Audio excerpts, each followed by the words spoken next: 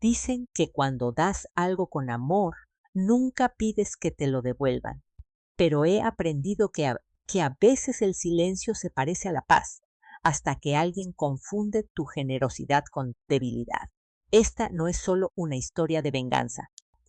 Es lo que sucede cuando una madre que dio todo se da cuenta de que nunca estuvo destinada a desaparecer. No en silencio. La mañana en que mi hijo me pidió la casa, no lo dudé. No era un palacio, solo una casa de estilo colonial de 3 pisos en San Cristóbal de las Casas, con postigos verdes descoloridos y un corredor que siempre crujía en primavera. Era el lugar donde cría Mateo, donde dio sus primeros pasos, donde sufrió su primer desamor, donde cuidé a mi esposo en sus últimos días. Así que, cuando Mateo dijo, «Mamá, nos encantaría criar a nuestros hijos en la casa donde crecí», algo dentro de mí se ensanchó. Pensé, legado, pensé que él lo recordaba. Por supuesto, le dije que sí, sonriendo como si entregarle las llaves fuera lo mismo que entregarle un recuerdo. Lo que no le dije fue que dejé el papeleo incompleto, a falta de una sola firma. No porque desconfiara de él, sino porque he vivido lo suficiente para saber que el amor no siempre te protege de ser borrada. Me dije a mí misma que era solo una precaución, un formalismo. Nunca pensé que lo necesitaría. En aquel entonces, yo todavía estaba en la habitación, todavía era la madre, todavía la mujer que le planchaba las camisas para sus entrevistas de trabajo, la que se quedaba despierta con él para los ensayos de historia que olvidaba empezar hasta las 10 de la noche. No tenía motivos para pensar que mi nombre quedaría fuera de las tarjetas navideñas enviadas desde mi propia dirección. Cuando Mateo y su esposa, Sofía, se mudaron, se sintió como el comienzo de algo suave y pleno. Me ofrecía quedarme en el cuarto de huéspedes de la planta baja, aún parte de la casa, pero con mi propia privacidad. Aceptaron, tal vez demasiado rápido. Pintamos el cuarto del bebé juntas. Ella eligió tonos crema y azules pálidos. No me importó. Preparé las comidas durante su embarazo. Me quedaba despierta doblando ropita de bebé cuando ella no podía dormir. En ese entonces, yo era útil, valiosa. Volvía a ser mamá. Y cuando nació su hija, lloré en silencio, sola en la cocina. Tenía la barbilla de Mateo y los ojos tranquilos de su abuelo. Esa noche horneé un pie del tipo que le encantaba a Héctor.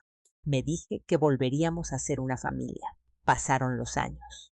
Y como cualquier erosión lenta, no lo sentí al principio, pero poco a poco me fueron haciendo a un lado. Empezó con cosas pequeñas. El librero que yo misma construí fue reemplazado por un mueble moderno de vidrio y metal. Mis tazas de té fueron empacadas en cajas y donadas antes de que tuviera la oportunidad de preguntar a dónde habían ido.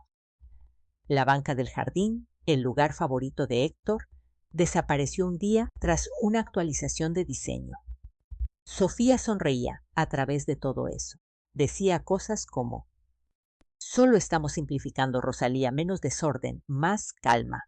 Y Mateo, él asentía, con los ojos siempre en otra parte. Empecé a preguntarme si la casa todavía le olía a canela, o si las velas de eucalipto habían borrado todo recuerdo de nosotros. Aún así, me quedé callada. No porque tuviera miedo, sino porque quería que funcionara. Quería creer que el amor dado una y otra vez finalmente regresaría a mí. Incluso ofrecí dinero. Querían renovar la cocina, abrir el espacio, instalar electrodomésticos ecológicos.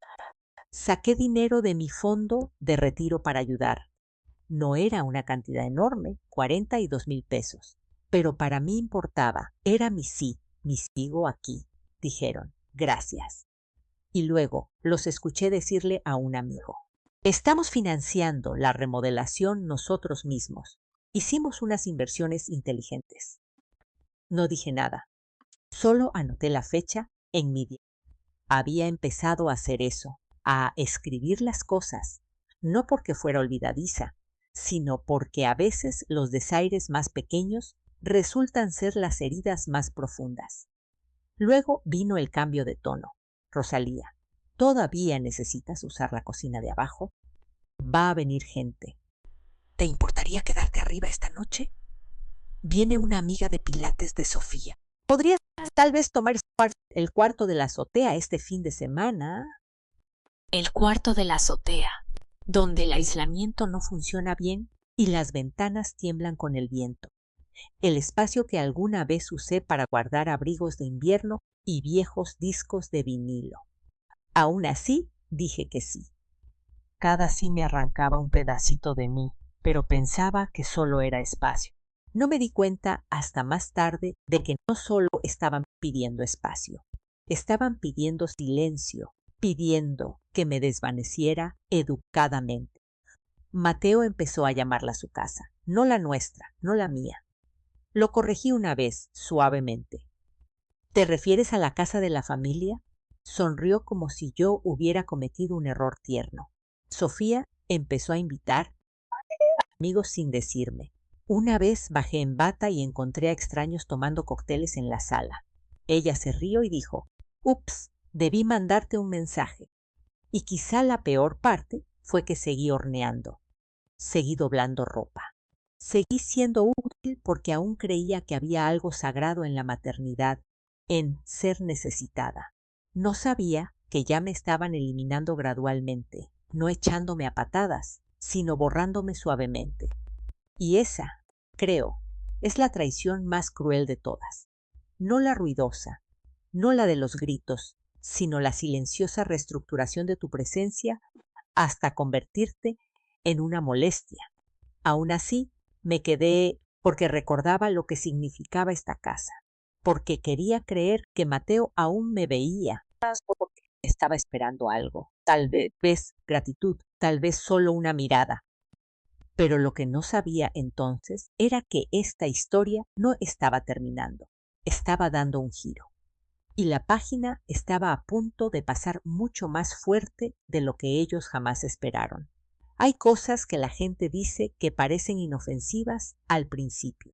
Una broma, una pequeña corrección, una mirada rápida hacia otro lado, pero luego empiezan a acumularse hasta que un día te das cuenta de que te han editado fuera de tu propia vida. Empezó un lunes, en una de esas mañanas grises y heladas que se te meten en los huesos. Estaba preparando café de olla en la cocina de abajo cuando escuché a Mateo y a Sofía riendo en la sala. Mateo dijo algo como, «Es raro tener la casa tan callada en las mañanas ahora». Sofía respondió, «Bueno, ayuda cuando ella se queda arriba». Luego más risas, amortiguadas, pero no lo suficiente. Me quedé ahí, con los dedos aferrados a mi taza, sin siquiera respirar. No fueron las palabras, fue la forma en que las dijeron, como si yo no fuera real, como si fuera una reliquia vieja y rara que toleras por educación en el fondo. Esa misma semana regresé de caminar y descubrí que mi sillón de lectura no estaba, el que compré con Héctor el año que Mateo entró a la primaria, de terciopelo, un poco desteñido en los brazos, pero perfecto bajo el ventanal. Le pregunté a Mateo a dónde había ido. Ni siquiera levantó la vista de su laptop. Sofía pensó que era hora de refrescar el espacio, dijo. Esperé a que notara lo callada que me quedé, a que me mirara, a que tal vez añadiera. «Lo guardamos para ti». O incluso, «Perdón, mamá, nada». Esa fue la primera vez que sentí que algo se endurecía en mi pecho. La segunda vez fue una semana después, cuando fui a buscar mis guantes de jardinería al cuarto de lavado y encontré que las repisas habían sido reemplazadas por gabinetes blancos minimalistas. Ni guantes ni herramientas, solo pequeños frascos etiquetados que parecían utilería en una casa de mentira. Le pregunté a Sofía si los había movido. Sonrió, todo dientes y brillo. «Ay, ese tiradero. Donamos todo. Hace mucho que no lo tocabas, ¿verdad?» «¿Verdad?», dije. ¿Qué más podía decir? que necesitaba esos guantes para sentirme yo misma, que tocar la tierra me hacía sentir más cerca de la mujer que solía ser. En lugar de eso, no dije nada y empecé a escribir las cosas, no porque planeara nada, solo para recordar que no estaba loca, que las cosas estaban cambiando. Si alguna de ustedes ha vivido alguna vez en un lugar donde ya no se sentía bienvenida, un hogar que se volvió frío mientras tú seguías pagando la cuenta de la luz, dejen un comentario abajo. Las leo a todas. Aquí no son invisibles. Volviendo a aquel otoño, el cuarto de huéspedes, que solía ser mío, fue readaptado para la práctica de meditación de Sofía. Dijo que necesitaba espacio para realinear su energía, así que me empujaron suavemente hacia la azotea. Al principio me reí, no porque fuera gracioso, sino porque era absurdo. Yo había pagado la mitad de la remodelación de ese cuarto de huéspedes cuando Héctor aún vivía. Yo elegí el marco de la ventana, el tapiz lila, las jaladeras antiguas de los cajones, pero ahora mi buró era una caja de cartón y mi cama era un catre con patas desiguales. Aún así, asentí. Aún así, seguí la corriente. Porque cuando tu propio hijo sugiere algo, aunque duela, hay una voz dentro de ti que dice: no hagas olas, no los hagas sentir culpables, ya entrarán en razón. Pero no entraron en razón. Una noche durante la cena, pregunté si todavía íbamos a pasar la Nochebuena juntos, si querían que yo cocinara como siempre. Mateo dijo: Sofía está planeando algo más moderno este año. Una tabla de carnes frías, nada de pavo. Y estábamos pensando en invitar a sus colegas. Parpadeé. ¿O sea que no será familiar? Él se encogió de hombros. Bueno, es un tipo diferente de familia ahora. Sentí que mi tenedor se detenía en el aire. Luego Sofía añadió: será más como una cena de amigos, casual. Eres totalmente bienvenida a unirte si ¿Quieres, Rosalía? si quieres. Asentí y mastiqué sin saborear nada. Esa noche me senté en la azotea con el calentador zumbando como una mala disculpa. Me quedé mirando el techo durante mucho tiempo, preguntándome si tal vez me estaba imaginando cosas. Tal vez así era como funcionaba envejecer. Hacías espacio hasta desaparecer, pero a la mañana siguiente me demostraron lo contrario. Escuché a Sofía por teléfono.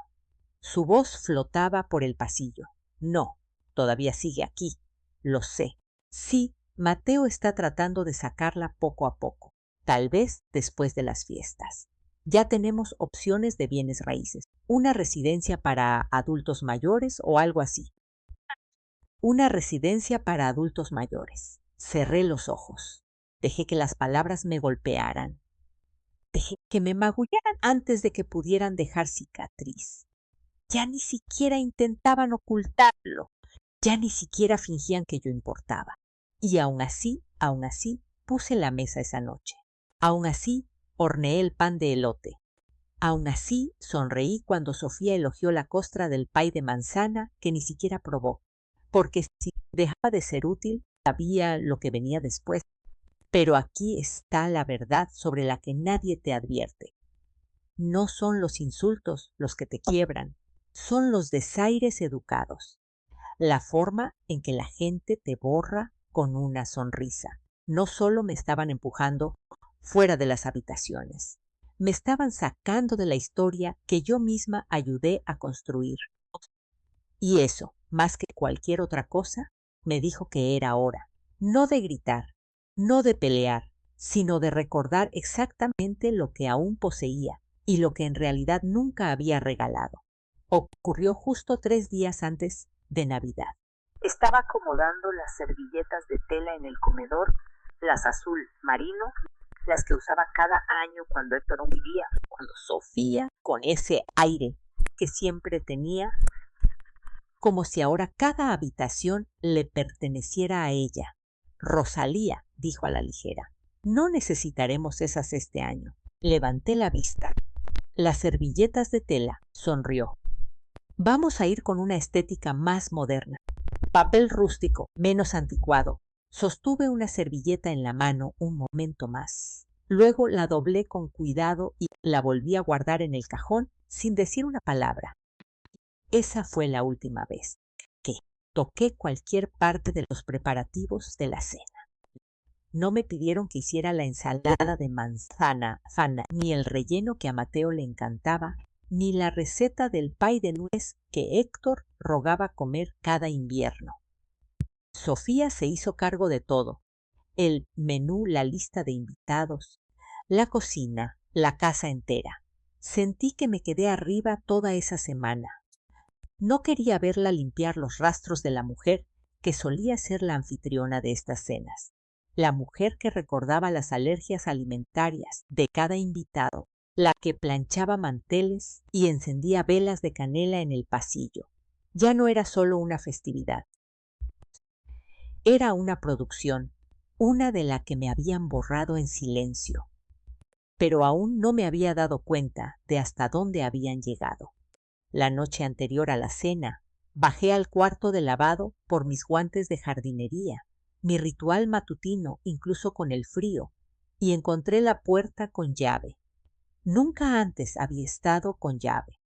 Toqué suavemente y luego volví a girar la perilla solo para estar segura. Seguía cerrada. Le pregunté a Mateo durante la cena. ¿Pasa algo con la puerta del cuarto de lavado? Levantó la vista de su teléfono. Ah, cierto. Vino un cerrajero. Sofía quería guardar unas cosas ahí. Está organizando. Ya veo, dije, aunque no veía nada. Más tarde esa noche, caminé por la casa como un fantasma, buscando las pequeñas cosas que aún me pertenecían.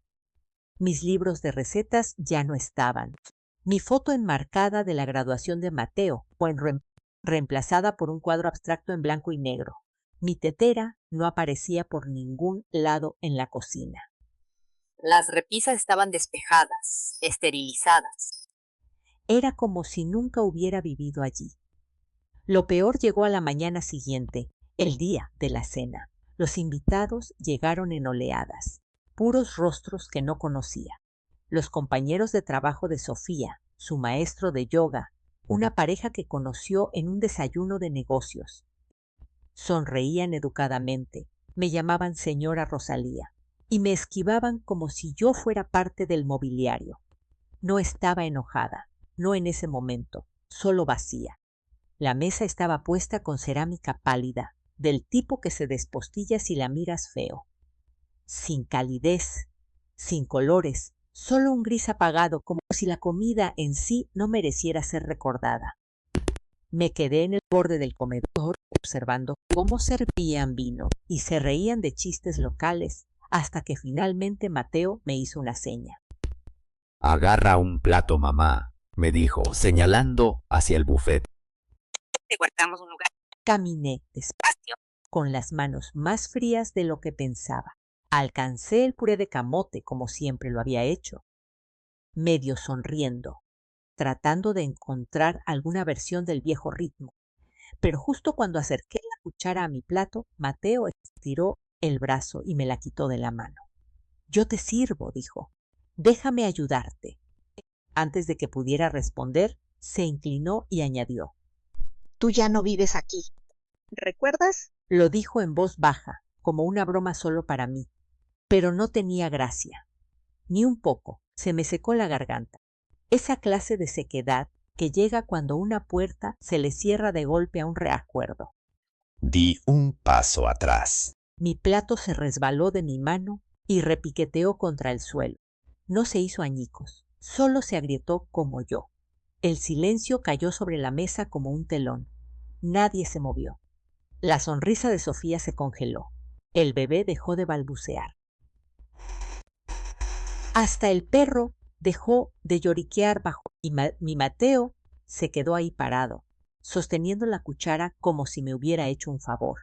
No dije ni una palabra. Me agaché, recogí el plato y caminé lentamente hacia la cocina. Lo enjuagué, lo sequé, lo volví a poner en la alacena y luego subí las escaleras. Me temblaban las piernas, pero no por la edad, sino por darme cuenta de que esta humillación no era nueva, Era solo la primera vez que no intentaban ocultarla. Esa noche no dormí. Me senté en el cuarto de la azotea que me dieron, en un colchón que crujía cuando respiraba, y me quedé mirando por la ventana escarchada el jardín de abajo.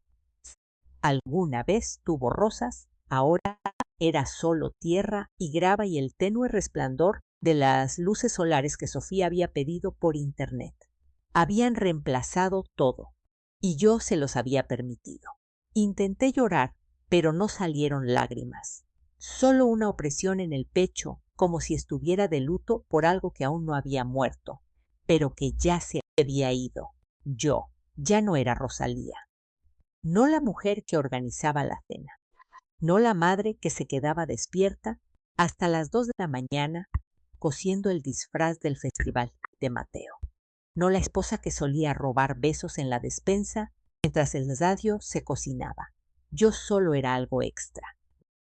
Y cuando a una persona la hacen sentir como algo extra el tiempo suficiente, empieza a creerlo hasta que algo le recuerda, en silencio y con firmeza, que ella sigue siendo dueña de las raíces. Ese algo llegaría pronto para mí, pero en ese momento me senté en mi azotea prestada con mis cobijas prestadas y escuché el sonido de extraños riéndose en mi sala. Y tomé una decisión. No dejaría que me enterraran mientras siguiera respirando. No en mi propia casa. Nunca. La mañana siguiente a la cena fue fría, no solo por el clima, sino por algo más profundo. Un tipo de frío que se te calaba en los huesos incluso después de que salía el sol. La casa estaba en silencio. Demasiado silencio para un lugar que había albergado risas solo 12 horas antes. Me senté al borde de la cama de la azotea, mi nuevo cuarto, Si se le podía llamar así, y me quedé mirando el mismo suéter doblado que no había tocado en días. Solía. Héctor me lo compró un otoño en Tapalpa. Ahora solo se sentía como un pedazo más de mí acumulando polvo. Bajé las escaleras sin hacer ruido. Años de maternidad me habían entrenado para caminar por una casa como si no estuviera allí. La cocina ya estaba impecable, ni rastro del banquete de la noche anterior. Sofía trabajaba rápido cuando se trataba de fregar la evidencia de cualquier cosa sentimental. Hice café, no porque lo quisiera, sino porque el sonido de la cafetera hacía que la casa se sintiera menos vacía. Y luego hice algo que no había hecho en meses. Fui al archivero de la oficina. Siempre había sido mío, organizado hasta el último detalle, con pestañas de colores y notas adhesivas. Pero últimamente, Mateo había empezado a guardar sus propias cosas ahí también. Recibos, correspondencia, cualquier cosa que no quisiera que desordenara su nuevo escritorio minimalista de arriba. Pero el cajón de abajo aún guardaba lo que me importaba a mí. El tercer expediente desde el fondo. Propiedad familia Cooper. Lo saqué lentamente. Ahí estaba, un poco amarillento en los bordes, pero aún intacto. El traspaso de las escrituras sin terminar.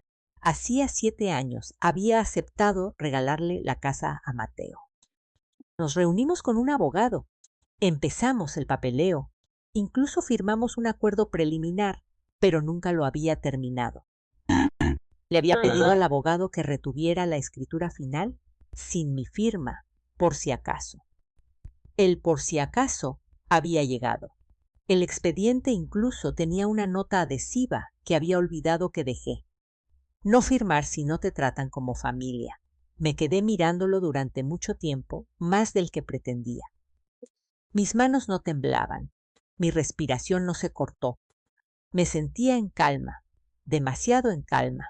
Fue entonces cuando supe que esto no era un mal momento ni un malentendido. Esto no era algo que el tiempo arreglaría. Esto era un desalojo silencioso, un empujón lento y sonriente hacia los márgenes. Y yo era la única que tenía el poder para detenerlo. Llamé a esa misma tarde. Ahora estaba retirada, más o menos. Alguna vez fue mi colega en la biblioteca de la universidad. Regresó a la escuela de Derecho a los 50 años. Y se convirtió en la abogada de derechos patrimoniales y de la tercera edad más astuta del estado. Yo la había ayudado con su divorcio. Ella me había ayudado con mi testamento. Teníamos una amistad silenciosa, del tipo del que no hablas. Pero siempre puedes contar con ella, Rosalía, dijo en cuanto contestó, con voz cálida y reconociéndome. Me preguntaba cuándo volvería a saber de ti. No me anduve con rodeos. ¿Recuerdas aquellas escrituras que redactamos en 2016? Nunca las firmaste, dijo al instante. ¿Quieres decirme qué está pasando? Mateo cree que es el dueño de la casa, le dije, pero legalmente nunca se la di, y ahora creo que es momento de recuperarla. Diana no se sorprendió ni me regañó. Simplemente dijo, voy a sacar el expediente. Ven mañana. Después de colgar, me quedé sentada en la cocina un rato más, acariciando el borde de mi taza de café. Pensé en todo lo que le había dado a esta familia. Las noches de insomnio, los pagos de la hipoteca, el sudor de mi frente. Pensé en todas las cenas que había organizado, los cumpleaños que había planeado, las veces que me había mordido la lengua, y me di cuenta de algo tan claro que me dejó atónita. En realidad, nunca había pedido nada a cambio. No realmente. Había dado libremente, esperando que todo volviera a su origen. Pero a veces no es así. A veces la gente toma lo que das y lo convierte en un derecho propio. Llaman a tu presencia una carga. Reescriben tu amor como si fuera una intromisión. Y cuando eso pasa, no tienes que gritar. No tienes que rogar. Solo tienes que recordar quién eres y quién eras antes de que te convencieran de lo contrario. Esa noche saqué no el bloc de notas amarillo que había estado usando para registrar las cosas pequeñas. No, esto era diferente. Esto era para todo. Anoté fechas, frases, incidentes. Dibujé el plano de la casa y marqué cada habitación de la que habían arrancado mi presencia. Documenté conversaciones. Archivé recuerdos bajo títulos como aislamiento, desdén, humillación pública. Cada palabra en la página era un paso de regreso hacia mí misma. Lo último que escribí esa noche, en letras mayúsculas en la parte superior de una página en blanco, fue esto. Él nunca fue el dueño. Ni legalmente, ni espiritualmente, y ya no más. Al apagar la luz y meterme en la cama de la azotea, no me sentí pequeña, no me sentí borrada. Por primera vez en mucho tiempo, me sentí firme, no derrotada, solo estable, de ese tipo de estabilidad que llega antes de una tormenta que nadie ve venir. No me apresuré. No hubo un discurso, ni confrontación, ni portazos, ni exigencias al otro lado de la mesa. Ese no era mi estilo. Y lo que es más importante, así no era como iba a ganar. Siempre había sabido cómo trabajar en silencio. Cuando eres madre, especialmente de un hijo como Mateo, aprendes pronto cómo hacer que las cosas sucedan sin necesitar que te den el crédito. Aprendes a mantener todo unido detrás del telón para que la función continúe. Esto no era diferente, excepto que ahora no estaba manteniendo la función en marcha. Me estaba preparando para salir del escenario y llevarme toda la escenografía conmigo. Me reuní con Diana al día siguiente en su nueva oficina en el centro, más pequeña que la que tenía durante sus mejores años de litigio, pero igual de pulcra, enfocada y aguda como ella. Me abrazó sin decir palabras. Me sentó con una taza de té, Earl Grey, y dijo el expediente. Anoche volví a revisar las escrituras, dijo. Fuiste inteligente. Dejaste la suficiente ambigüedad para que legalmente esta casa siga siendo tuya. Dejé escapar un pequeño suspiro. No intentaba ser inteligente. Intentaba dejar espacio para la compasión. Levantó la vista directamente a mis ojos. Y ahora me he quedado sin compasión.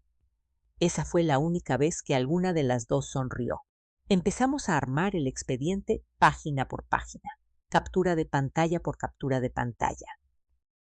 Cada recibo digital que Mateo desvió a su nombre, cada correo de Sofía sobre la modernización del hogar, cada evento en el calendario que misteriosamente me excluía de reuniones familiares, cenas de cumpleaños, festivales escolares.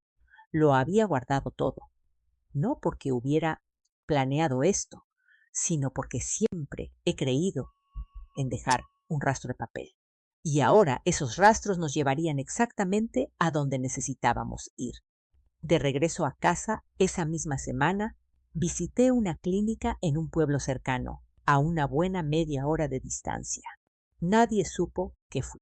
Hice la cita bajo un nombre falso, mi apellido de soltera, y solicité una evaluación cognitiva completa. Pasé todas las pruebas, reflejos, memoria, lógica, comprensión. La neuróloga, una mujer amable que me recordaba a mi antigua decana, negó con la cabeza, con una pequeña sonrisa, mientras me entregaba el informe. Tiene una mente más aguda que la mayoría de las personas 30 años más jóvenes que usted. Deslicé el informe en mi carpeta como si fuera una navaja, porque sabía lo que venía. Había visto las señales, los comentarios susurrados, la repentina preocupación cuando no encontraba una cuchara. O cuando olvidaba el nombre del hijo de la compañera de trabajo de Sofía. Yo no estaba vieja, pero ellos intentaban hacerme lucir así. Y una vez que la gente te pinta como si te estuvieras apagando, eso les da permiso para empezar a borrarte por completo. Empecé a interpretar el papel. Nada dramático, solo lo suficiente. Dejar la tetera encendida unos segundos de más. Entrar a una habitación y fingir que olvidaba a qué iba. Preguntarle a Mateo solo una vez si sabía dónde había dejado mi chequera, aunque sabía exactamente dónde estaba. Sofía mordió el anzuelo rápido. Demasiado rápido. Empezaron a aparecer notas adhesivas por toda la casa. Tómate tus pastillas. No olvides la lavadora. Recuerda comer. Cada una escrita con plumón de letras redondas. Cada una pegada en un lugar visible. El refrigerador, el espejo del baño, la puerta de la azotea.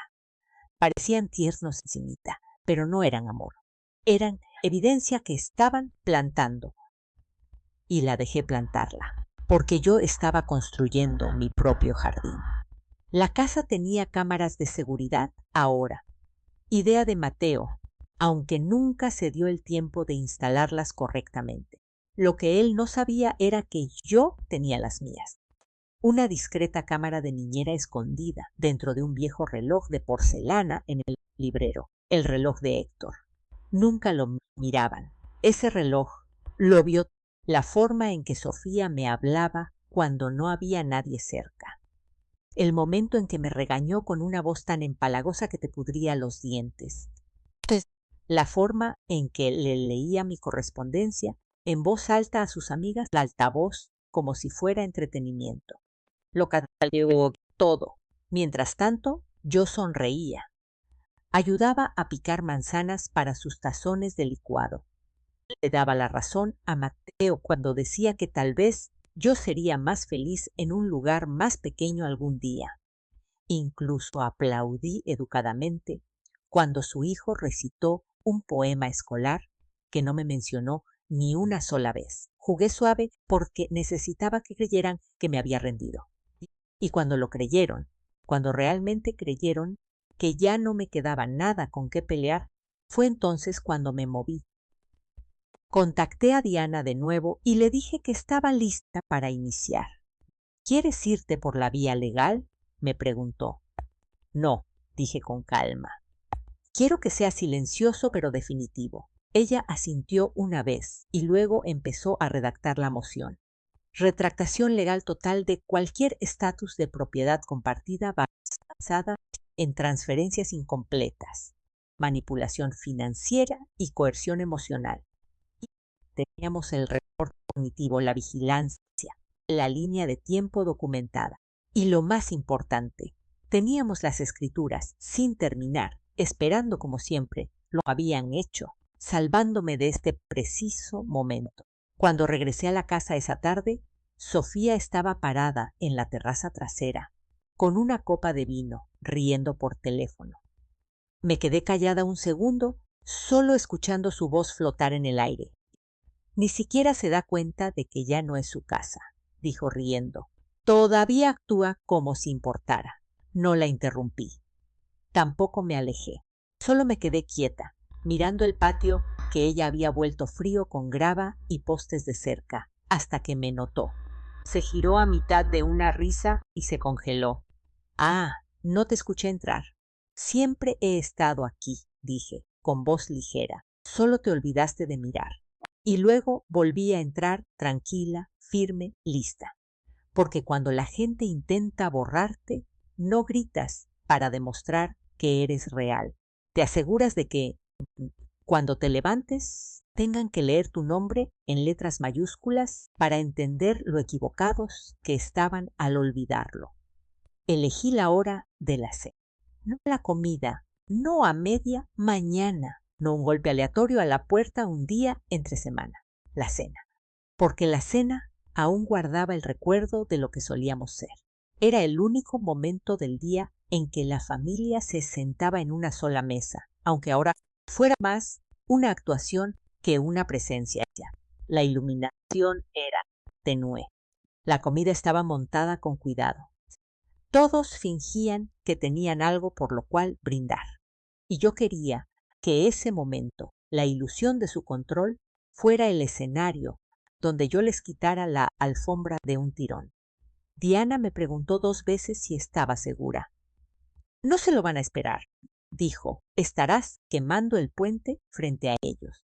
Sonreí y me doblé la servilleta sobre el regazo como si ya estuviera en la mesa. Ya no queda ningún puente, le dije. Solo cenizas. Era jueves por la noche. Pollo asado, puré de camote, una ensalada de col rizada que nadie realmente tocó. Sofía había pasado la tarde emplatando todo como en un programa de cocina. Me mantuve mayormente callada, tomando sorbos de agua. Mateo acababa de empezar a hablar sobre refinanciar la casa otra vez, mi casa. Cuando sonó el timbre, Sofía se molestó. ¿Acaso alguien olvidó decirme que teníamos más invitados? Mateo se levantó para abrir. Aún hablando por encima del hombro sobre las tasas de interés de la hipoteca, yo seguí cortando mi pollo. La puerta se abrió y luego vino el silencio.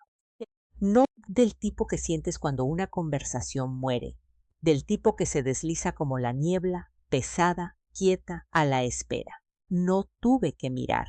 Ya sabía lo que él vería. Un hombre de saco oscuro sosteniendo un sobremanila con mi nombre y el logo de Diana impreso en la esquina. ¿Señor Mateo Cooper?, preguntó el hombre. Mateo dudó. Sí, ha sido notificado. Los papeles fueron puestos suavemente en las manos de Mateo como un regalo envuelto en consecuencias. El notificador asintió una vez, retrocedió hacia el aire de noviembre y desapareció antes de que nadie adentro pudiera hacer una sola pregunta. Sofía se quedó mirando. Abrió la boca, lista para hablar, pero no salió ninguna palabra. Mateo leyó la primera página, luego la segunda, y en la tercera algo en su rostro cambió. Yo había visto esa mirada antes en estudiantes que no estudiaban para los exámenes finales, que creían que su carisma los sacaría a flote. ¿Qué es esto?, me preguntó, con voz plana, indescifrable. Dejé el tenedor y me limpié la comisura de la boca con una servilleta. Sin prisa, sin presunción, simplemente había terminado. Eso, dije, es tu recordatorio de que nunca firmé las escrituras. Me miró fijamente, parpadeando como si intentara reiniciar el momento. Esto dice que la casa no es mía. Nunca lo fue, dije suavemente, no legalmente. Tenías el cascarón, pero no la firma. Pero hemos vivido aquí por años, soltó Sofía. Tú dijiste. Yo los dejé quedarse, respondí. Nunca dije que fueran los dueños. Por un momento nadie se movió. Luego Mateo azotó el folder contra la mesa con la fuerza suficiente para tirar su copa de vino. El rojo sangró en el mantel individual como una herida. ¡Ay! Esto es una locura, dijo con la mandíbula tensa. Nos estás echando. No me inmuté. Estoy recuperando lo que siempre fue mío. Sofía finalmente encontró su equilibrio. Después de todo lo que hemos hecho por ti, eso me hizo reír. No en voz alta, solo por dentro, donde mi dignidad se había estado afilando en silencio durante meses. ¿Te refieres a dejarme dormir en la azotea, pegar notas en el refrigerador para que la gente pensara que estaba perdiendo la memoria? ¿A leer mi correspondencia, tirar mis cosas? ¿A todo eso? Abrió la boca, la cerró y la volvió a abrir como un pez boqueando por aire. Me puse de pie lentamente. La habitación de repente se sintió más grande. No porque yo hubiera crecido, sino porque finalmente había dejado de encogerme.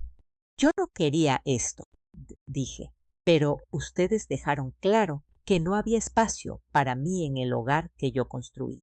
Así que ahora no hay espacio para ustedes en el hogar que pidieron prestado. Mateo susurró algo, tal vez para sí mismo. No le pedí que lo repitiera. Ya no quedaba nada que yo necesitase escuchar. ¿Alguna vez han tenido que defender su lugar así? No con gritos, no con amenazas, sino con una certeza silenciosa. Déjenme saber en los comentarios si alguna vez han tenido un momento donde recuperar su paz costó la comodidad de alguien más. Porque déjenme decirles, no hay nada de egoísta en elegir no ser borrada. De vuelta en el comedor, Mateo finalmente se había sentado, con los hombros hundidos, como alguien de mucho mayor de lo que era. Pudiste haber hablado con nosotros, murmuró. Lo intenté, dije. No me estaban escuchando. Sofía seguía mirándome como si me hubiera convertido en una persona completamente distinta, y tal vez lo había hecho. Tal vez así se ve la recuperación cuando una mujer deja de pedir ser vista y simplemente se vuelve innegable. Recogí mi plato, caminé hacia la cocina y raspé el resto de mi cena en el bote de basura. Se sintió como mudar de piel. Esa noche, Diana me mandó un mensaje de texto. Está hecho. Han sido notificados legalmente. El reloj empieza a correr ahora. 15 días. 15 días hasta que se cambiaran las cerraduras, hasta que mi nombre volviera a estar donde pertenecía. Hasta que no solo se me permitiera estar en la casa, sino que volviera a ser mi hogar. Me quedé en el patio trasero viendo desaparecer la última luz detrás de los cerros. Mis manos estaban firmes, mi corazón tranquilo, no triunfante, no enojada, solo, finalmente, lo suficientemente libre para dejar de pedir disculpas por sobrevivir. La casa se quedó en silencio en los días siguientes. No un silencio pacífico, sino el tipo de silencio que sigue a un portazo. Denso, vigilante, afilado. Mateo apenas me miraba a los ojos. Pasaba por mi lado en el pasillo con una rigidez que no le veía desde que era adolescente y trataba de esconder unas malas calificaciones. Sofía, por otro lado, estás más...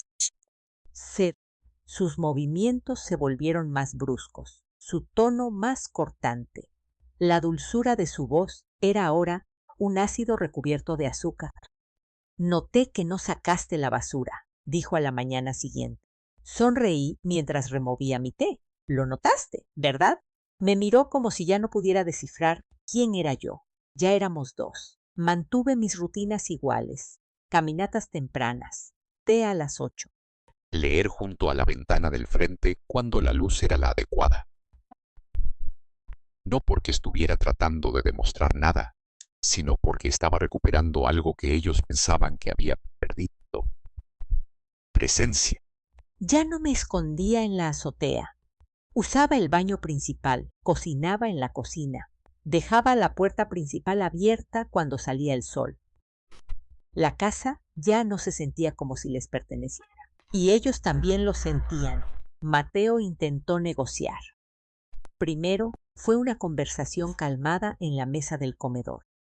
«Mamá, no tenemos que pasar por todo esto», dijo sin mirarme del todo a los ojos. «Tal vez podamos encontrar un punto medio, un acuerdo compartido. Tú te quedas, nosotros nos quedamos». Negué con la cabeza suavemente. «Mateo, ya me mudaste. Solo te olvidaste de empacar mis cosas». Parecía que quería decir más, pero no sabía cómo. O tal vez esperaba que Sofía interviniera. No lo hizo.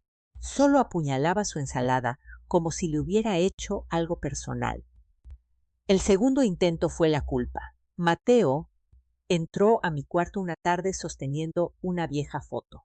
Nosotros en el patio trasero. Héctor asando carne. Mateo sosteniendo una luz de bengala como si fuera una antorcha. ¿De verdad quieres destruir esto?, preguntó. Miré la foto. Mis manos habían plantado esos arbustos detrás de nosotros. Mi sudor había construido esa terraza. Mi amor había criado a ese niño. Y aún así me había convertido en una invitada en mi propio legado. Lo miré a los ojos. ¿No estoy destruyendo nada? Solo estoy recuperando lo que era mío para empezar. Se fue sin decir una palabra más. No fue solo el golpe legal lo que lo sacudió. Fue el cambio de energía. El hecho de que ya no pedía permiso para existir. Que no justificaba mi lugar en la mesa. Que no me encogía cuando Sofía suspiraba al escuchar mis pasos o cuando rodaba los ojos al servirme café en la vajilla buena. Estaban esperando que volviera la vieja versión de mí. La que pedía perdón cuando no había hecho nada malo. La que arrinconaba sus necesidades para mantener la paz. Pero esa mujer había dejado de presentarse. No fui cruel, no fui ruidosa, solo fui sólida, inamovible. Y eso, creo, los aterrorizaba más que cualquier discusión. La tensión se rompió una noche cuando encontré la puerta del cuarto de huéspedes cerrada de nuevo, con llave como antes. Probé la perilla. Una vez. ¡Nada! Desde adentro, Sofía gritó: «Necesitamos espacio». Esperé un segundo, luego respondí: «Yo también». Me di la vuelta y me alejé no de regreso a la azotea, sino por el pasillo hacia la oficina. La puerta se abrió fácilmente. Adentro había una impresora, un pequeño librero y una silla en la que no me había sentado en años. Tomé la silla, encendí la lámpara y escribí en mi libreta, la de las letras mayúsculas en la portada: «Él nunca fue el dueño». Ese se convirtió en mi mantra silencioso. Cuando la gente olvida lo que diste, cuando se convencen a sí mismos de que construyeron la casa donde Tú pusiste el primer ladrillo, a veces el silencio es la tormenta más fuerte. no necesitas truenos cuando la tierra ya sabe que vienes. Nunca alcé la voz, pero volví a ocupar espacio. Y eso, por primera vez en mucho tiempo, se sintió como poder. Fue el álbum de fotos lo que lo logró. No lo había abierto en años, no desde que Héctor falleció. No desde que Mateo dejó de llamarme mamá y empezó a referirse a mí como ella en las conversaciones con su esposa. Pero algo en mí esa semana, en medio de esa guerra silenciosa dentro de la casa, necesitaba recordar. Estaba enterrado en un baúl en el fondo del closet de blancos. El que Sofía siempre decía que iba a vaciar para hacer espacio para sus tapetes de yoga. Lo saqué con cuidado, le quité la capa de polvo y me senté en el suelo del pasillo. La primera página era nuestra boda. La segunda el día que compramos la casa. En aquel entonces era solo un pedazo de maleza crecida y un porche de concreto agrietado. Pero Héctor creyó en ella y yo creí en él. Pintamos esa casa con nuestras propias manos. Yo misma planté el primer rosal de rodillas en la tierra, mientras Mateo dormía en un cesto de ropa junto a mí. Tenía 6 meses. El álbum pasaba los años como si respirara. El segundo cumpleaños de Mateo. Su primer raspón en la rodilla. Yo parada en el porche, con una brocha en la mano, con las mejillas quemadas por el sol, sonriendo como si el mundo fuera mío. Ni siquiera noté a Sofía parada en el pasillo hasta que habló. ¿Qué es eso? Cerré el álbum y levanté la vista. Historia. Se apoyó en el marco de la puerta, con los brazos cruzados como siempre. Se ve viejo. Lo es. Sabes, dijo demasiado casual. Planeamos volver a pintar Cala el mes que entra. Darle una vibra más moderna. La miré fijamente por un largo momento. Luego, lentamente, volví a abrir el álbum y lo giré para que pudiera verlo. Esa soy yo pintando esta casa hace 40 años. Los ojos de Sofía parpadearon solo por un segundo. No me di cuenta. No, dije. No te diste cuenta. No dijo nada más. Solo se quedó ahí un minuto y luego se alejó, pero supe que algo había aterrizado. Más tarde, esa tarde, Mateo llegó del trabajo y me encontró en la cocina preparando té. Se veía cansado, más viejo de lo que debería. Se sentó en la barra, callado. Vi las fotos, dijo finalmente. No levanté la vista y él soltó un suspiro lento. Olvidé cuánto de esta casa eres tú. Removí mi té. No lo olvidaste, solo dejaste de recordarlo. No discutió. Hay algo hueco en el silencio de un hombre cuando se da cuenta de que ha borrado las manos que le dieron de comer. Bajó la mirada hacia su teléfono. Y luego volvió a mirarme. ¿De verdad dormiste en la azotea todos estos meses sin decir nada? Dije algo todos los días, respondí, solo que nunca me escuchaste. El silencio se estiró, y en él vi lo que no diría. No sabía cómo deshacerlo, no realmente, no después de todo este tiempo. No después de verme desaparecer poco a poco mientras él miraba hacia otro lado. Esa noche saqué otra caja del closet. Esta era más pequeña. Adentro estaba la carta que Héctor me había escrito antes de fallecer. No la había leído en años. Me senté al borde de la cama y la abrí con ambas manos como si pudiera romperse. Rosalía empezaba. Esta casa eres tú. No dejes que nadie olvide eso jamás. Incluso si lo intentan, especialmente si lo intentan. Sostuve la carta contra mi pecho y cerré los ojos. Lo habían intentado. Vaya que habían intentado borrarme del hogar en el que los crié, minimizar las manos que construyeron los cimientos, hacerme sentir como una intrusa en mi propio legado. Pero las paredes recordaban, los pisos crujían como Héctor solía reír. El jardín florecía cada primavera con el patrón que yo planté. El aire todavía llevaba el aroma a canela y clavo de hace 1000 nochebuenas. Los recuerdos no se habían ido. Estaban esperando a ser vistos de nuevo, y yo no había terminado de mostrárselos. El sobre llegó un lunes. Reconocí la letra de Diana de inmediato, firme, limpia y segura, sin adornos, sin rizos.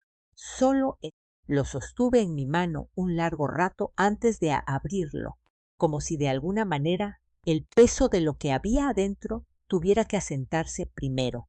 Adentro había la página sellada, archivada y finalizada. La casa era legalmente mía, sin condiciones, sin propiedad compartida, sin transferencias pendientes de firmas, solo un nombre, Rosalía Margarita Cooper. Pasé el pulgar sobre la tinta. No se sintió como una victoria, no exactamente, se sintió como un regreso. Más tarde ese día, me senté en la mesa de la cocina con el documento frente a mí y me preparé una jarra de café recién hecho. No el café desabrido que compraba Sofía, el mío, el de grano oscuro, que Héctor solía traer de aquella tiendita del centro. El olor llenó la casa como un recuerdo con columna vertebral. Mateo entró justo cuando me estaba sirviendo la primera taza. Se veía desinflado, no enojado, ni siquiera cansado. Solo como un hombre que se dio cuenta de que nunca había entendido realmente las reglas del juego en el que creía estar ganando. Me llegó la notificación, dijo. Asentí, me lo imaginé. Se sentó frente a mí, mirando el documento. Entonces, ¿ahora qué? Dímelo tú, dije suavemente. Tú eres el que me dijo que yo ya no vivía aquí. Su mandíbula se tensó, pero no discutió. Eso me sorprendió. Se quedó mirando sus manos. No sé en qué momento empecé a verte como menos. No hablé. Creo que tal vez me resentía de cuánto de esta casa eras tú, cuánto de mi vida todavía era un eco de tus decisiones. Quería espacio, y luego, cuando lo tuve, no supe qué hacer con él. Dejé que el silencio se mantuviera porque a veces el silencio dice lo que las palabras no pueden. Me equivoqué, dijo finalmente. Asentí, No como un perdón. sino como un reconocimiento. La diferencia importa. Sofía quiere pelearlo, añadió. Mis ojos se encontraron con los suyos. Déjala. Fue entonces cuando lo vi, apenas un pequeño destello en su rostro, una realización, tal vez de que se había casado con alguien que siempre me había visto como un estorbo. Y ahora ese estorbo tenía las escrituras. No voy a hacerlo, dijo tras una pausa.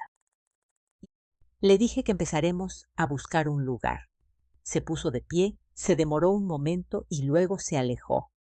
Sin drama, sin lágrimas. Solo un cambio de peso silencioso, como si algo finalmente hubiera aterrizado. Esa tarde recorrí la casa con una libreta y una pluma. Y empecé a hacer una lista. No una lista de quehaceres, una lista de cosas que quería traer de vuelta. Las cortinas y amarillas de la cocina, los platos azules de nuestro primer aniversario, la colcha que cosí cuando nació Mateo. Cosas pequeñas, significados grandes. Una por una las fui escribiendo, no porque necesitara restaurar la casa a lo que era antes, sino porque quería recordarle a ella y a mí misma que yo seguía aquí, que seguía eligiendo. Y en este momento quiero preguntarles algo. ¿Alguna vez han recuperado algo que les fue arrebatado en silencio? No con gritos, No con drama. sino con pasos tranquilos y firmes. Si lo han hecho, saben que no se trata de venganza, se trata de memoria. Déjenme saber en los comentarios qué fue lo que recuperaron cuando ellos pensaron que nunca lo harían porque su historia, su ascenso silencioso, podría ser justo el que alguien más está esperando escuchar. Esa noche encendí una vela, solo una, del mismo tipo que Héctor solía encender cuando trabajaba hasta tarde, y me quedé despierta con un libro en la mano y chocolate caliente en la estufa. Me senté a un lado en el sofá, envuelta en la vieja colcha que había encontrado en la azotea, y sentí que la casa volvía a respirar, no con ruido, sino con paz. El tipo de paz que llega cuando la tierra ve que su jardinera ha regresado, sabe, cuando las paredes reconocen tus pasos, cuando el nombre en las escrituras es finalmente el nombre de quien construyó el hogar. Se fueron yendo a pedazos, no de la forma en que la gente sale furiosa durante una discusión, dando portazos y rompiendo platos. No, la de ellos fue una salida más lenta, una caja de cartón a la vez, una cortina doblada en silencio, un cajón dejado un poco abierto, como si no estuvieran seguros de si llevarse todo o dejar algo atrás. Empezó con el closet. Mateo movió sus trajes al mueble de blancos del pasillo, cuidadosamente cerrados en portatrajes, como si no pudiera admitir que se iban, solo reacomodando. Sofía le siguió 2 días después, empacando sus velas aromáticas y tés importados en una bolsa de tela con estampado floral que se había ganado en algún blog de estilo de vida. Ninguno de los dos dijo las palabras, pero la casa lo sabía. Ya no se movían con sentido de pertenencia. Se movían con precaución, como si el suelo bajo ellos hubiera cambiado de alguna manera, volviéndose blando en algunas partes. Impredecible. No dije nada. Me preparaba el desayuno cada mañana y hacía 2 tazas de café, no por costumbre, sino por gracia. Una taza siempre se quedaba enfriándose en la mesa junto a mí intacta. Nunca dije para quién era. Al tercer día, noté a Sofía parada en el pasillo, mirando fijamente la foto enmarcada de Héctor y mía en nuestro 20º aniversario. No dijo ni una palabra. No tenía que hacerlo. Simplemente pasé por su lado. Con un juego de sábanas dobladas en los brazos y le dije: ese es el verano en que volvimos a pintar toda la casa nosotros mismos. Nos tomó 3 fines de semana. Parpadeó, luego asintió una vez antes de hacerse a un lado. Para el final de la semana, Mateo se me acercó con un sobre en la mano. Adentro había un cheque. ¿Para qué es?, pregunté en voz baja. Dudó. ¿Para la renta? Por los últimos meses. No sé cómo arreglar todo, pero puedo empezar por aquí. Miré el cheque con su letra en la línea de concepto. Por tu espacio. No lo cobré, pero tampoco lo rompí. Lo guardé dentro de la parte trasera de mi diario, detrás de la página donde alguna vez había escrito en mayúsculas: él nunca fue el dueño, porque ahora él finalmente también lo sabía. El camión de mudanzas llegó un sábado, silencioso, eficiente, sin despedidas familiares, sin un adiós entre lágrimas. Sofía apenas hizo contacto visual. No me abrazó, no me dijo gracias, pero justo antes de subir al auto, se detuvo junto al escalón de la entrada y miró hacia la casa. Abrió la boca como si quisiera decir algo, pero no lo hizo. En lugar de eso, me asintió una vez, cortante, como diciendo: hoy luego se fue. Y Mateo se demoró. Siempre le había costado más trabajo irse, tal vez porque sabía que lo que se había perdido no se podía empacar en cajas ni doblar en el asiento trasero de un coche.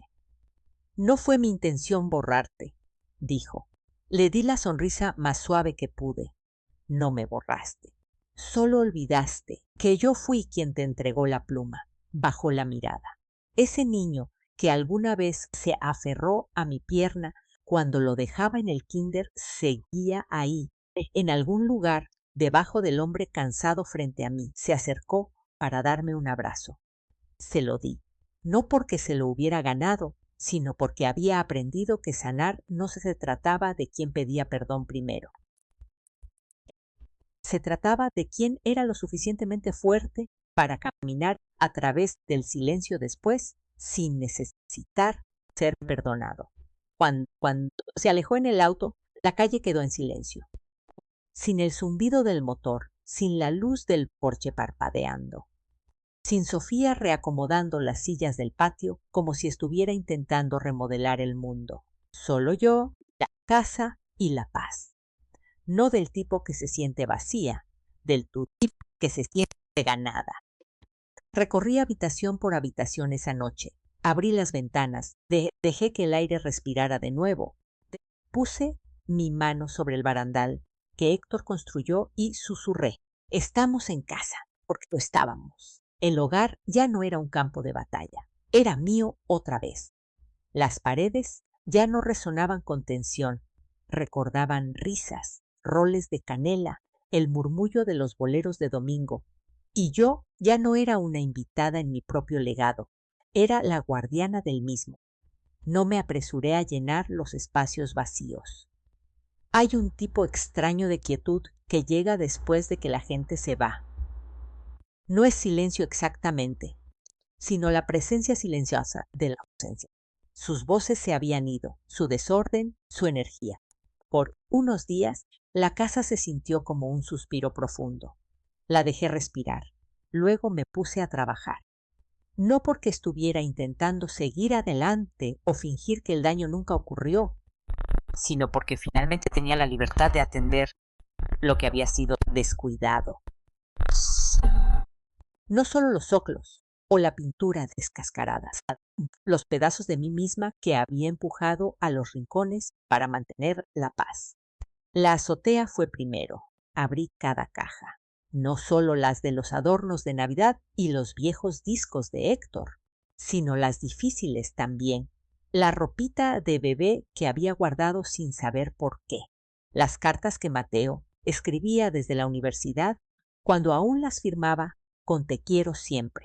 Las tarjetas del Día de las Madres que dejaron de llegar después de que Sofía se hizo cargo del calendario. No lloré sobre ellas, solo las sostuve, las leí y decidí qué se quedaba y qué se iba. Algunas cosas por fin las dejé ir, pero otras las recuperé. Saqué el refractario de cerámica que Héctor me compró en nuestra tercera Navidad y lo volví a poner en la alacena de la cocina donde pertenecía. Volví a colgar el bordado enmarcado del círculo de costura de mi madre. Y en el pasillo puse una foto que nunca me había atrevido a exhibir antes. Yo sosteniendo al recién nacido Mateo, exhausta y radiante, con la mano de Héctor en mi hombro. Ese era el verdadero comienzo de la casa, y era hora de recordarlo. Cada habitación recibió una nueva capa de pintura. Nada llamativo, solo fresco. Elegí colores que se sentían como respirar. Verdes suaves, cremas cálidos. El amarillo pálido de la luz de primavera a través de una ventana. Arreglé el escalón suelto, cambié el foco que parpadeaba en el porche, contraté a un jardinero para que me ayudara a traer de vuelta las rosas. Las de verdad, no esos arbustos cuadrados y recortados que Sofía instaló para impresionar a sus amigas. Las rosas tomarían tiempo, pero yo también. Algunos días me sentaba en los escalones de atrás con un vaso de agua de limón y solo escuchaba la casa, sus crujidos, el asentamiento de sus huesos, su historia zumbando en silencio en las tablas del piso. Ya no intentaba hacer que la casa se sintiera viva. Dejaba que recordara que ya lo estaba. Empecé a hornear de nuevo, no para invitados ni para buscar aprobación, sino porque extrañaba el olor a vainilla y canela llenando las habitaciones. Una mañana preparé las mantecadas de arándano favoritas de Héctor con azúcar morena espolvoreada y dejé una en el alféizar de la ventana mientras comía la mía lentamente con música sonando bajito en el fondo. Y fue entonces cuando ocurrió algo inesperado. La hija de la vecina, Clarita, de unos 10 años, se acercó y tocó la puerta del patio. «Hola», dijo tímidamente, con los ojos puestos en la mantecada. «Mi mamá dice que usted es la que solía dar las galletas buenas en Día de Muertos». Sonríe. «Soy culpable de eso». «¿Me puedo sentar con usted?» Preparé una segunda mantecada. Nos sentamos juntas en el porche, con sus piernas colgando del escalón, y me contó todo sobre su proyecto para la feria de ciencias de la escuela. La escuché como si fuera la cosa más importante que había oído en meses, porque de alguna manera lo era. La casa estaba despertando de nuevo, no con ruido, sino con presencia. La voz se corrió lentamente. Vecinos a los que no había visto en años me dejaban tomates extra de sus huertos o me saludaban por más tiempo del habitual cuando pasaban. Un domingo, la señora Mendoza trajo un pay solo porque te ves más misma últimamente, dijo. Eso se quedó conmigo porque no me había dado cuenta de lo invisible que me había vuelto, no solo en esta casa, sino en esta vida. Lo fácil que es que la gente te olvide cuando te encoges para encajar en la comodidad de alguien más. Pero ahora las habitaciones volvían a tener espacio para mí. Y no las estaba llenando con amargura. Las estaba llenando con aliento, con música, con mantecadas y pétalos de rosa, y el sonido de la risa de Clarita haciendo eco en la cocina mientras le enseñaba a separar las claras de las yemas. Estaba restaurando más que una casa. Estaba restaurando mi lugar en el mundo. No para los invitados, no para mi hijo, sino para mí. No fue una carta, ni siquiera fue una llamada. Fue una invitación reenviada. Letras doradas, papel grueso color crema, excesivamente cara. La encontré metida en mi buzón entre un recibo de luz y un folleto del supermercado. El sobre no tenía remitente, pero la letra era inconfundible. La invitación a la despedida de soltera de la hermana de Sofía. El evento Se iba a llevar a cabo en la casa del lago. Así le llamaba la tarjeta. No la casa de Mateo y Sofía. No su hogar lejos del hogar. Simplemente.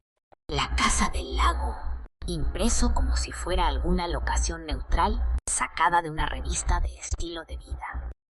Sostuve la invitación entre mis dedos por un momento. De ese tipo de momentos donde el mundo se hace más lento, no porque estés herida, sino porque estás decidiendo si siquiera te importa. Y me di cuenta de que no iba a ir. No por despecho, sino porque no lo necesitaba. Ellos habían construido una vida sobre la ilusión de la propiedad. Propiedad de bienes, de respeto, de memoria. Pero una casa se convierte solo en un cascarón. E incluso ahora, en su invitación cuidadosamente curada, estaba claro que seguían actuando, seguían intentando demostrar algo que yo ya no necesitaba observar. Regresé a la casa, dejé caer la tarjeta sobre la barra de la cocina y me serví una taza de té. Del de verdad, del que Diana solía mandarme en paquetes cuando las cosas se ponían difíciles. Esa tarde podé las rosas. Habían empezado a florecer de nuevo. No todas, pero las suficientes para ver que la tierra seguía siendo buena, que aún estaba dispuesta a creer. Clarita pasó como a las 4. ¿Quiere ver mi proyecto de la escuela?, preguntó. Sosteniendo un pequeño volcán de arcilla con lava de brillantina. Explotó. Sonreí. Hagamos que haga erupción otra vez al rato. Después de que se fue, me quedé en la ventana y vi cómo el sol se extendía por el porche que Héctor construyó. Se veía dorado. Incluso bajo el polvo, los años seguían ahí en capas, dentro de la madera. Pero también había algo más, paz. Esa noche encendí una vela no por los recuerdos, no por el duelo, solo porque olía a miel y hacía que la habitación se sintiera cálida. Luego sonó el timbre. No esperaba a nadie. Cuando abrí, me encontré a Mateo, sin Sofía, sin maletas, sin ningún gran discurso. Solo él parado ahí sosteniendo un viejo portarretratos. Adentro había una foto mía, más joven, sosteniéndolo cuando era un niño pequeño, sonriendo frente a los rosales que habíamos plantado juntos. La encontré en una de las cajas, dijo en voz baja. Asentí. Recuerdo ese día. Apretó el portarretratos un poco más. Te ves tan orgullosa. Lo estaba, dije. Dio un paso hacia el porche, pero no entró. No espero nada de ti, dijo. Solo quería decirte que finalmente lo entiendo. Lo miré. No al hombre en el que se había convertido, sino al niño que alguna vez fue. Y por primera vez, asentí. Simplemente dejé que los recuerdos se sentaran a mi lado como una canción familiar. Me alegra, le dije, que lo entiendas. Él no lloró, yo tampoco. No quedaba nada por qué llorar. Me entregó el marco, asintió una vez y se fue, sin disculpas, sin pedir quedarse, solo un reconocimiento. Y eso fue suficiente. Puse la foto en la repisa de la chimenea, junto a una vela y la pequeña caja de madera donde guardaba el reloj de Héctor. La habitación ya no se sentía como un museo. Se sentía habitada por mí. Pasaron las semanas. Las estaciones se asomaron a la primavera. La casa se volvió más silenciosa otra vez, pero nunca solitaria. Los amigos pasaban de visita. Los vecinos saludaban más seguido. Venía todos los domingos a hornear algo nuevo. La casa volvió a reír, a veces en susurros, a veces con una alegría profunda que venía desde el vientre. Una mañana recibí una llamada del centro comunitario local. Estaban organizando una noche de narración de historias y alguien me había recomendado.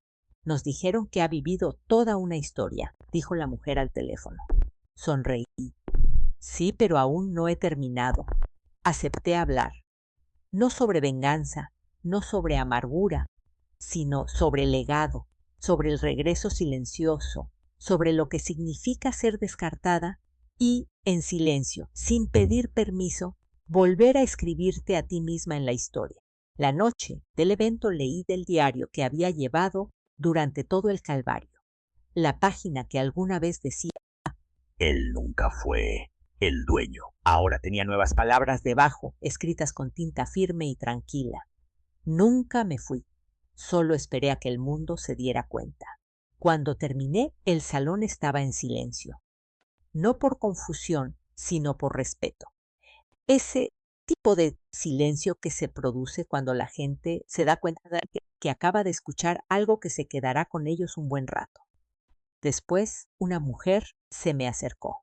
Cabello plateado, manos suaves, ojos que claramente habían visto tanto la alegría como la traición. Gracias, susurró. Sentí que esa era mi vida. Y eso, más que cualquier otra cosa, me dijo que esta historia no era solo mía. Así que ahora les pregunto a ustedes, ¿alguna vez se han sentido borradas solo para regresar más fuertes, más suaves y aún completas? ¿Alguna vez han sobrevivido a ser olvidadas y han encontrado algo mejor del otro lado? Si es así, las veo. Dejen un comentario y cuéntenme qué recuperaron, porque su triunfo silencioso podría ser exactamente lo que otra mujer necesita escuchar.